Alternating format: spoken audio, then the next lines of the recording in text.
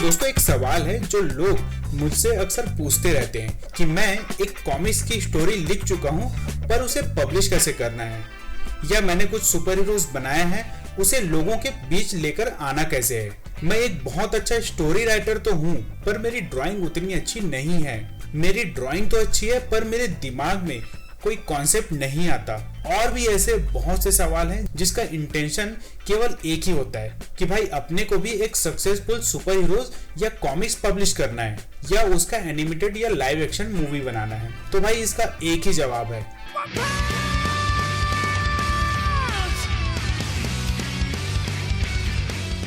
What, one punch man. तो क्या one पंच man देखने से मेरी सारी कॉमिक्स पब्लिश हो जाएगी? नहीं, वन पंच मैन के पंच से आपकी कॉमिक्स पब्लिश तो नहीं होगी पर इसके पीछे की कहानी इंस्पायर जरूर कर देगी आपके अपने सपने पूरे करने के लिए। जी हाँ दोस्तों, आपने बिल्कुल ठीक सुना, क्योंकि इसके बनने की कहानी किसी चमत्कार की तरह ही लगती है। पर जैसे कि कहा जाता है, बिना मेहनत के कोई चमत्कार भी नहीं होता। तो क्या है इसकी कहानी, कैसे शुरू हुई, कहाँ से शुरू हुई, इन सारे बातों की चर्चा आज हम इस वीडियो में करेंगे दोस्तों। तो भाई आज का ये वीडियो बहुत ही इंटरेस्टिंग, नॉलेजेबल के साथ साथ बहुत ही मोटिवेशनल भी होने वाला है, इसलिए ये वीडियो अंत तक जरूर देखना दोस्तों, कहीं भी स्किप न करना। और अंत में अगर आपको वीडियो पसंद आए तो आपको तो पता ही है कि क्या करना है।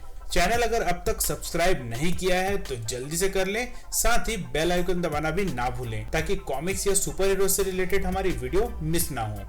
तो वीडियो की शुरुआत करते हैं पहले उनके लिए जिन्हें नहीं पता कि वन पंच मैन है क्या। तो बता दूं दोस्तों कि वन पंच मैन एक वर्ल्ड फेमस एनिमे, मांगा और वेब कॉमिक्स है जिसका मेन कैरेक्टर है सैटामा, जिसे वन पंच मैन के नाम से भी जाना जाता है। अगर सैटामा की पावर्स की बात करें तो जैसे कि नाम से ही आपको समझ में आ जाएगा कि वन पंच मैन की पावर है ओनली वन पंच, मीन्स दुनिया की कोई भी पावरफुल एनिमी हो उसे वो केवल एक पंच में ही निपटा सकता है। पर सैटामा की एक खासियत थी, उसकी जिंदगी को बोरिंग बना देता है। उसके हिसाब से उसके लाइफ में कोई चैलेंज ही नहीं है, जैसे कि दुनिया के बाकी सुपर हीरोज के पास होता है। वैसे अगर सैटामा अपने दुश्मनों को इतनी जल्दी धूल चटा देता है, इतने जल्दी हरा देता है, तो फिर आप भी ये सोच रहे होंगे कि भाई ये तो वाकई में बोरिंग है। न केवल सैटामा की लाइफ बल्कि ये शो भी। पर ये एनिमे और मांगा आपको यही गलत साबित करता है। एक सिंपल सा कॉन्सेप्ट आपका जमकर मनोरंजन करता है, जम के हंसाता भी है। और यही कारण है कि 2009 में वेब कॉमिक्स के रूप में आई वन पंच मैन बहुत ही जल्दी वर्ल्ड वाइड पॉपुलर भी हो गया। तो ये था दोस्तों वन पंच मैन सैटामा की स्टोरी का समरी। अब देखते हैं इसके क्रिएटर की कहानी, जो कि और भी इंटरेस्टिंग है।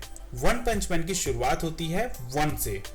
जी हाँ दोस्तों, वन, जो कि सैटामा के क्रिएटर का नाम है मिस्टर वन, जो कि एक मांगला आर्टिस्ट है।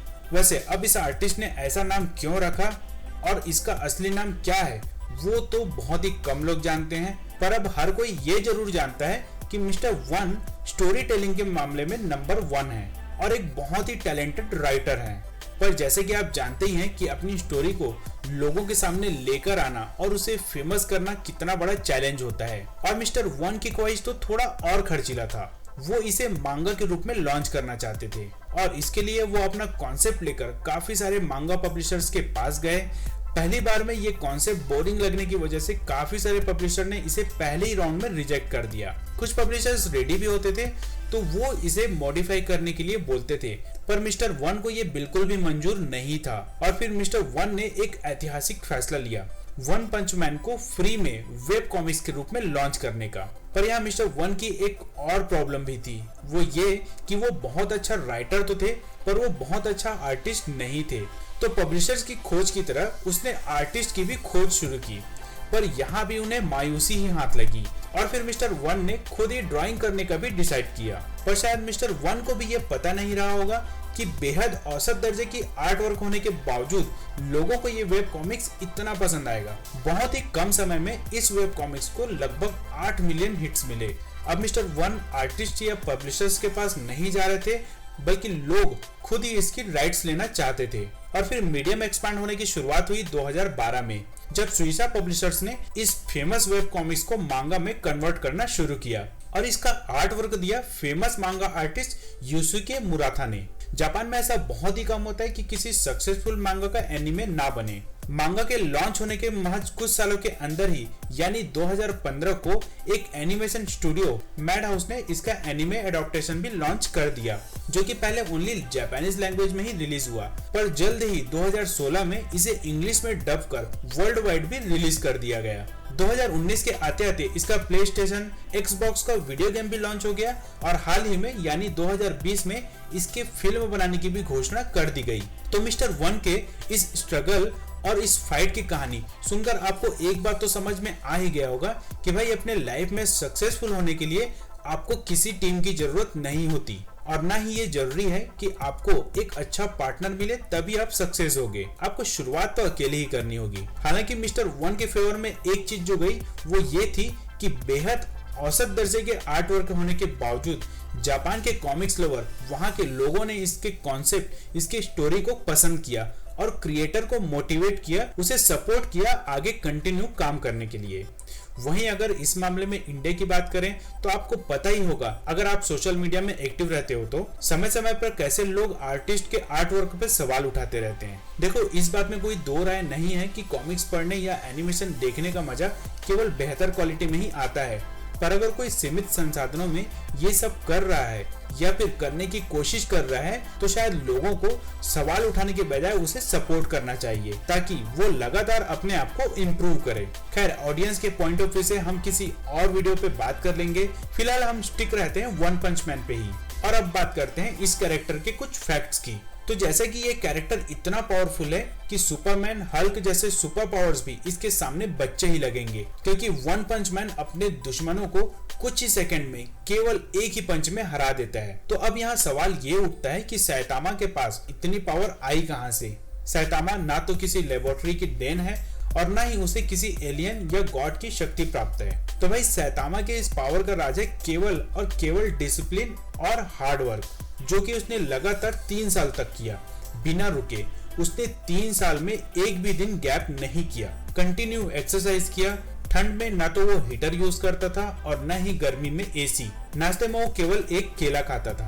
हर दिन वो 100 पुशअप्स, 100 स्क्वाट्स और 100 सिटअप्स करता था और 10 किलोमीटर तेजी से दौड़ता भी था। और ये सारी हार्ड एक्टिविटीज लगातार 3 साल करने का रिजल्ट ये निकला कि अब वो वर्ल्ड का सबसे स्ट्रॉन्गेस्ट मैन बन गया। पर क्या ये लॉजिकल है? क्या ह्यूमन लाइफ में ऐसा कुछ पॉसिबल है? ओके, तो मैं ये कह सकता हूँ कि हाँ, ये पॉसिबल है, पर अगर ह्यूमन लाइफ से फिजिक्स, केमिस्ट्री और बायोलॉजी के कुछ थ्योरीज हटा दिए जाएं। कुछ समझ नहीं आया? ओके, चलो इसे समझाएंगे हमारे उसेन बोल्ट जी। जी हाँ दोस्तों, वर्ल्ड के फास्टेस्ट रनर उसेन बोल्ट। तो उसेन बोल्ट आज वर्ल्ड के फास्टेस्ट रनर हैं। दुनिया में सबसे ज्यादा तेज यही दौड़ते हैं। पर क्या ये शुरू से ही इतने तेज थे? जाहिर सी बात है, नहीं।